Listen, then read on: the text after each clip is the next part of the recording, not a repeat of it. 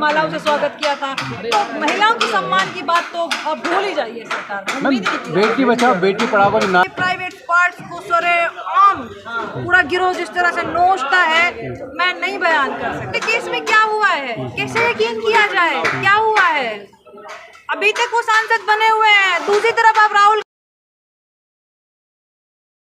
देखिए बहुत विभत्स घटना थी और देश को शर्मसार करने वाली घटना थी। मैंने जहाँ तक जब से मैंने वो संभाला है अपनी ज़िंदगी में, मैंने इतनी विभत्स घटना और इस तरह का वीडियो ज़िंदगी में कभी, मुझे लगता है कि आज़ाद भारत में इस तरह की घटना अब से पहले कभी हुई होगी। तो फिर प्रधानमंत्री उस पर कहते हैं वीडियो जो मई का है और जो जुलाई में वायरल हुआ, उसको देख के कहते हैं कि मुझे क्रोध आ रहा है और इस पर उचित कार्रवाई की जाएगी। वो प्रधानमंत्री जिनको 2 महीने तक ये नहीं पता कि हालात कैसे हैं एक राज्य के।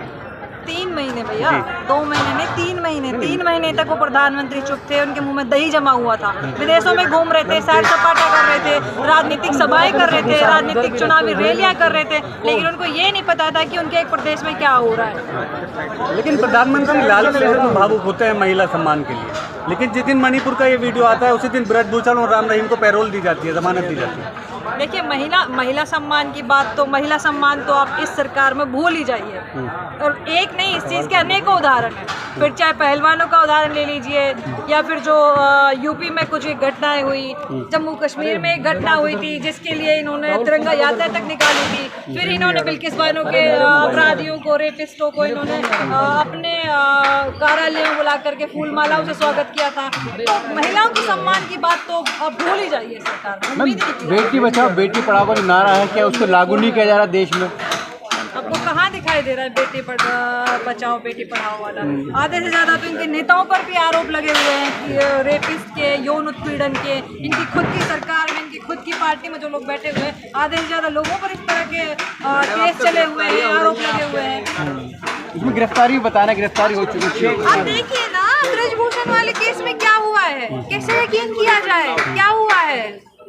अभी तक वो सांसद बने हुए हैं, दूसरी तरफ आप राहुल गांधी जी को एक छोटी सी नॉर्मल स्पीच पे, जिसमें ऐसा कोई असभ्य कोई गाली गलौज नहीं थी, कोई इस तरह का शब्द नहीं था, आपने राहुल गांधी जी को सीधा डिस्क्वालीफाई कर दिया। उस बंदे को जो आपके साथ पीएम की रेस में था, इतने बड़े नेता को आपने डिस्क्वालीफाई कर दिया। आप राहुल गांधी की बात करिए और कहते हैं कि मणिपुर गए थे तो राजनीति करने के लिए गए थे। देखिए ऐसी राजनीति की आज इस देश को जरूरत है जो अपने लोगों के आंसू पूछने, लोगों के पास जा सके, संवेदनाएं प्रकट कर सके, उनके साथ कंधे से कंधा मिलाकर खड़ा हो सके।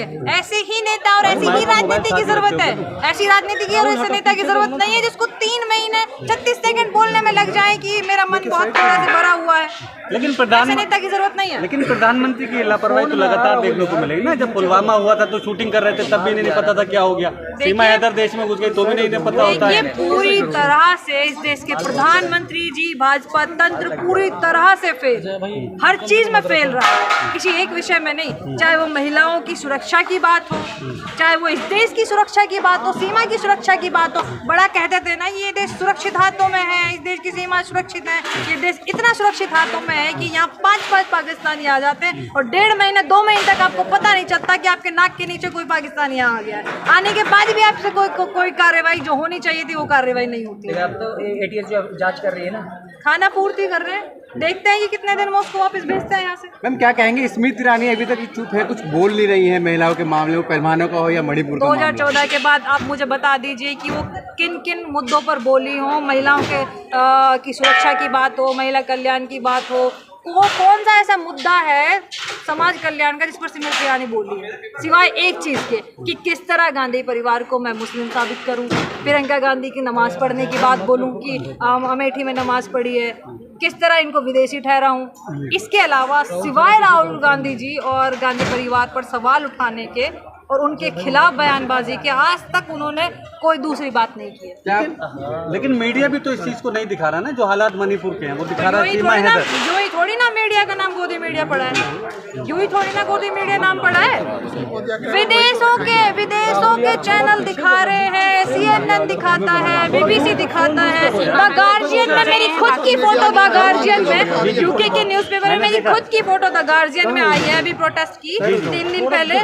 विदेश की पूरा मीडिया दिखा रहा है, लेकिन इनको नहीं, यहाँ इस देश के मीडिया को नहीं दिखाया लेकिन अभी हाल ही में कुकी महिलाएं यहाँ पे आई थी जंतर मंतर पर, रो रो के प्रधानमंत्री से गुहार लगा रही है। क्या कहेंगे आप प्रधानमंत्री से, अगर वो आपको सुन रहे हो मणिपुर के हालात क्या पे? भी कुछ कहने के लिए बचा है? उनको नहीं दिखाई दे रहा किस देश में क्या हो रहा है। इससे ज्यादा कुछ और विभत्स और शर्मसार होगा, इससे ज्यादा शर्मसार और क्या होगा, क्या हो सकता है? मर्डर हो रहे हैं, बेटियों को नंगा घुमाया जा, न केवल घुमाया जा रहा है, उनके प्राइवेट पार्ट्स को सरेआम पूरा गिरोह जिस तरह से नोचता है, मैं नहीं बयान कर सकती। इतना मेरे अंदर मादा नहीं है कि मैं उस पूरी घटना का एक एक शब्द के साथ मैं नहीं कर सकती। लेकिन एक सवाल आपसे है, 2014 से जब से भाजपा सरकार सत्ता में आई है, माइनॉरिटीज के साथ यही हालात हैं।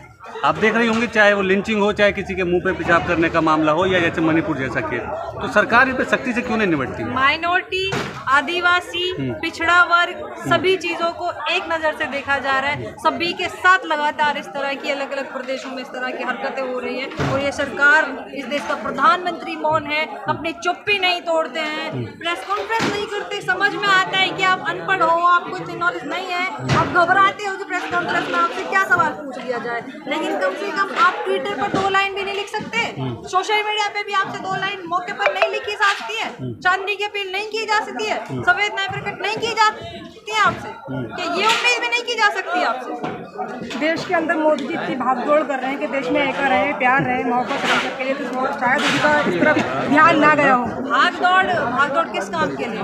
रिवाइटल खाने के ये भी उनसे पूछ लिया जाए कि किन चीज़ों के लिए भागदौड़ करते हैं। वो कहते हैं कि वो 18 घंटे काम करते हैं, ऐसा कौन सा काम करते हैं, कौन सा भी काम किया उनको समझ नहीं आता। उनकी अलग ही परिभाषा है विकास की, इस देश को तरक्की तक मतलब विश्वगुरु बनाने की उनकी अपनी एक अलग डेफिनेशन है, जो पता नहीं कहाँ से होकर के निकलती है। उसमें ना तो महिला सुरक्षा की कोई बात होती है, ना पिछड़े वर्ग की, ना आदिवासियों की, किसी चीज़ की, ना युवाओं को रोजगार की, ना अर्थव्यवस्था सुधारने की कोई बात नहीं।